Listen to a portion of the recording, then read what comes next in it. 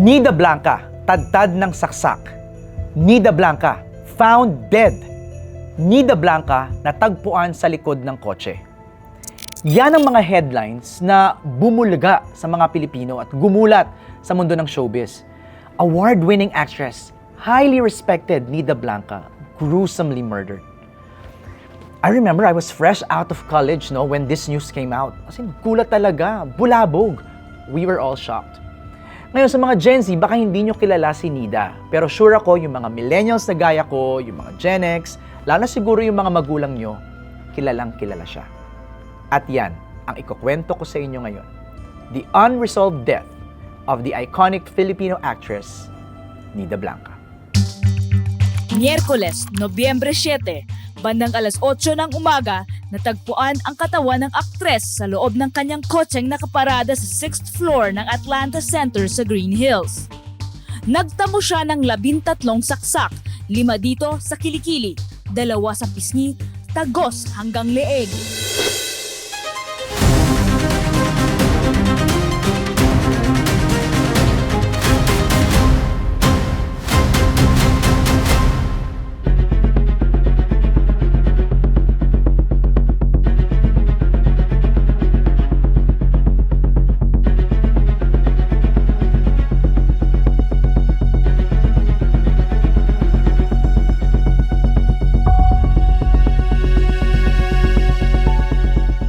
The date was November 7, 2001. Wednesday yun. Pasado alas 8 ng umaga, 8:15 to be exact. Nang matagpuan ng mga roving guards sa Atlanta Center sa Annapolis, Green Hills yung katawan ni Nida sa likod ng isang sasakyan na nakapark sa 6th floor ng building. Alam nyo, wala pang cellphone noon ha. Wala ring social media. Ang naaalala ko, sa radyo ko siya unang nabalitaan. Flash report. Kasi breaking news talaga sa mga TV networks.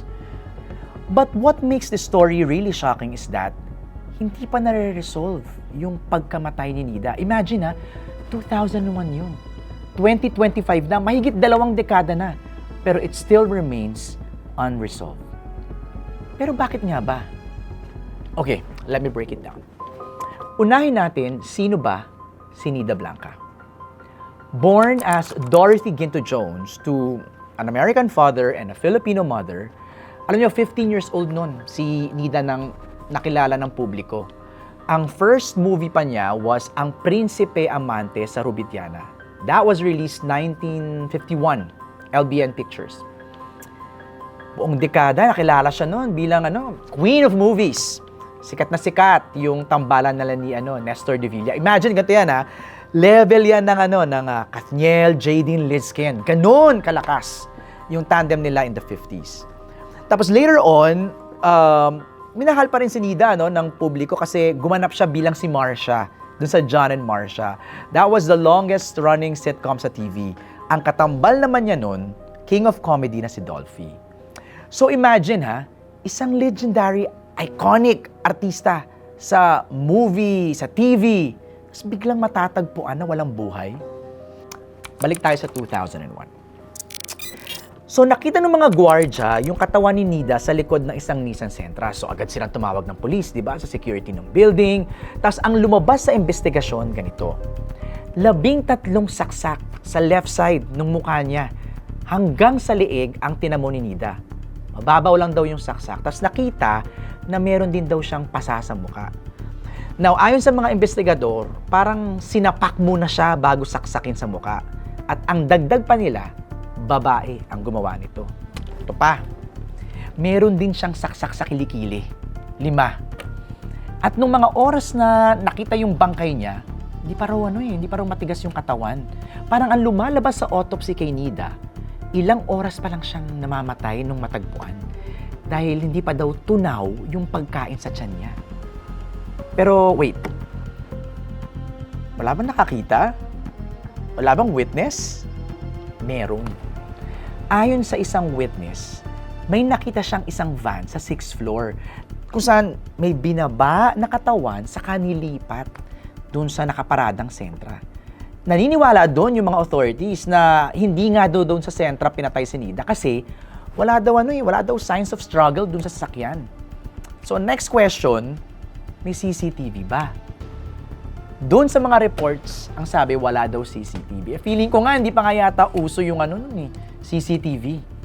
At naniniwala yung kaisa-isang anak ni Nida na si Kay Torres na hindi lang isang tao yung pumatay sa nanay niya. Yung best friend ni Nida, another actress, si Miss Caridad Sanchez, ang sabi, tinorture yung kaibigan niya. So, anong motibo ng pagpatay kay Nida? Bakit siya pinatay at sino ang pumatay? Sa investigasyon, may ilang anggulo na lumutang. Una, pagnanakaw. Parang merong interes sa mga ari-arian ni Nida.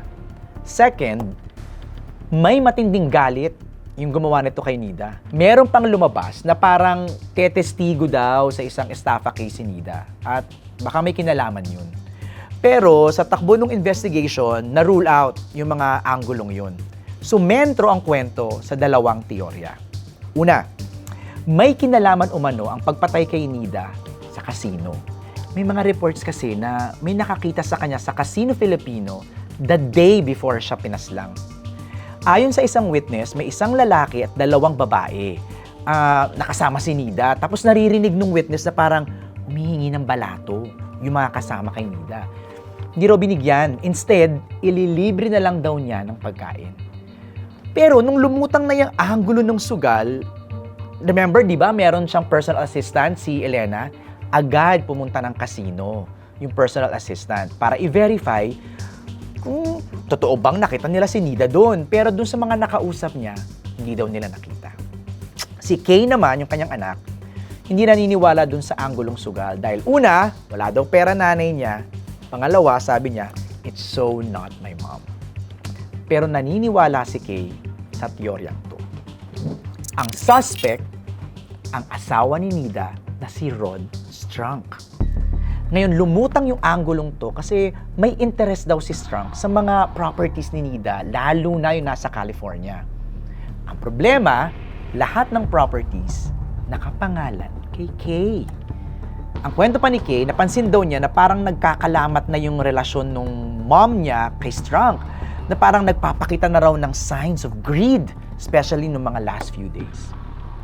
Pero, tinanggihan ni Rod yung mga accusations against him. Para lang may idea kayo, mahigit 2 dekadang nagsama si Nida sa si Rod. They got married in Las Vegas, Nevada noong 1979. And sino pa si Rod Strunk, di ba? Isa siyang one-hit wonder na singer at actor sa Amerika. Meron pa nga siyang screen name Rod Lauren. Saka nung nag-meet sila ni Nida, nasa peak ng popularity si Nida noon. Di ba kanina nakwento ko na parang queen of movie siya, no? Pero alam mo yung humble beginnings niya, ibang klase rin, ha?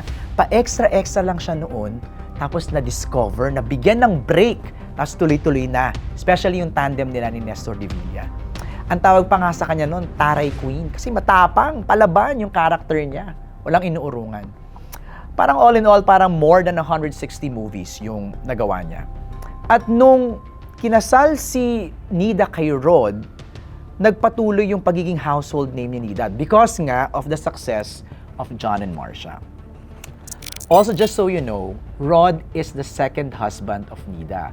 Unang kinasal si Nida kay Victorino Torres, kung saan nagkaroon sila ng anak, na yun na nga, si Kay. So now, yung partner ni Nida, si Dolphy, sa John and Marcia, parang na-witness niya kasi yung pagsasama ni Rod sa ni Nida. So, hindi siya naniniwala na magagawa ni Rod yun.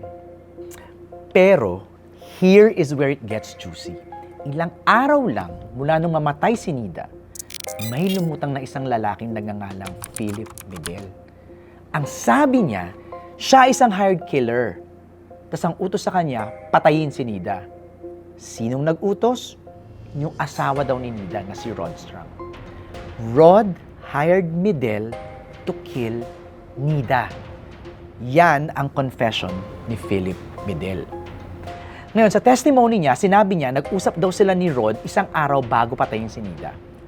So, nung mga panahong yun, lalong lumakas yung anggulong maaaring si Strunk nga ang suspect sa pagpatay kay Nida. Pero eto na.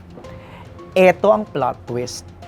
Ilang araw lang matapos siyang mag-confess at umaming hired killer, biglang binawi ni Midel ang lahat ng sinabi niya. Kaloka, parang teleserye. Grabe. Grabe yung mga eksena. At sinabi niya yun sa harap mismo ng mga prosecutors sa ng media. Pinagsigawan ni Midel na tinorture lang at pinilit lang daw siya ng mga pulis na akuin at aminin na siyang pumatay. Well, dahil dito, humina tuloy yung kaso laban kay Rod. Walang warrant of arrest. Kaya ang ending, nakabalik tuloy si Rod sa Amerika. At dahil walang dokumento ng pagbawi ng statement ni Midel, tuloy ang kaso. Na yung kasong sinampa kay Strunk ay Midel, tuloy. In fact, nananatiling prime suspect noon si Rod Strunk. Pero dahil nasa Amerika siya, nag-file ng extradition request ang Pilipinas laban kay Strunk. Pero, denied. Now, fast forward to July 11, 2007. This was 6 years since the murder of Nida Blanca. Nagulat ang lahat sa balita galing Amerika. Si Rod Strunk nahulog sa second floor ng hotel na kanyang tinutuluyan. A few days after, ang sabi ng mga pulis, he killed himself. Now, another shocking twist. Kasi syempre, iisipin na ng mga tao, di ba? Paano na yun? Ano na yung kaso? Patayin na si Strunk. So sa mga panahong to, nananatiling nakakulong yung hired killer, yung umamin, si Philip Midel. Pero, April 2010, just 3 years after namamatay si Rod Strunk, namatay na rin si Midel because of complications of pneumonia. So paano na ngayon? Wala na yung prime suspect, wala na rin yung kaisa-isang nag-confess na hired killer. What now? Ang katotohanan sa masalimuot na pangyayaring ito, dinala na ng mga main characters sa hukay. Wala na nakakaalam sa tunay na nangyari.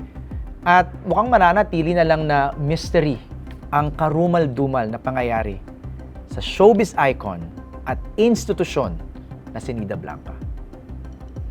Up to this day, remains to be one of the most shocking deaths in the history of Philippine entertainment. Kayo, what do you think? Meron pa bang ibang angulo na lalabas? Kaya pa bang ma-solve tong mystery na to? Ano sa tingin nyo? Comment below. And while you're at it, like, share, and subscribe sa aming YouTube channel. Ako si MJ Felipe, at ito ang Philippines' Most Shocking Stories.